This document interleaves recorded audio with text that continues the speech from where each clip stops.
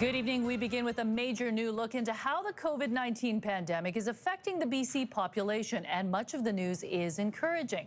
Health officials say the infection rate in our province could be the lowest in North America. But as David Malko reports, our low numbers also come with a risk. Well, it's good news in the sense that the lead doctor on this was surprised by just how low that number was. We'll have that in a second for you. You know, we've talked a lot about antibodies. This is the first study like this in the country to really give us a glimpse. So let's show you what the BC CDC did. Take a look at the timeline here. They tested about 1,000 anonymous blood samples across Metro Vancouver from March, right before the pandemic really kicked off. You see the cases spike up there into April and into May. Another 1,000 samples in mid-May. That is when we started to reopen. They were looking for antibodies for evidence of COVID-19.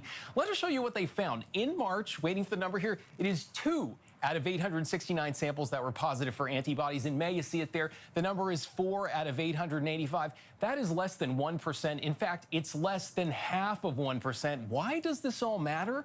Because when researchers compare it to other places, that number is really, really low.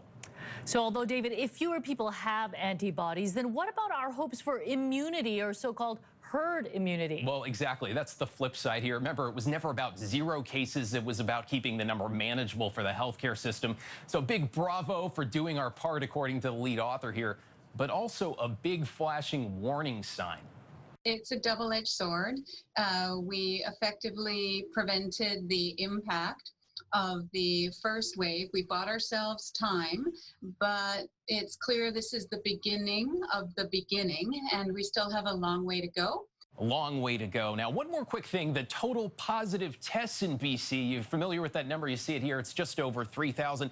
The study estimates the number of true cases is actually about 8 times this, so 25,000 or so, give or take. Still, that is less than 1% of the population. For comparison, in Florida, positive tests are at 1.5%. True cases could be much, much higher. Thank you, David. For the full details on the serology study, you can go to our website, ctvnewsvancouver.ca.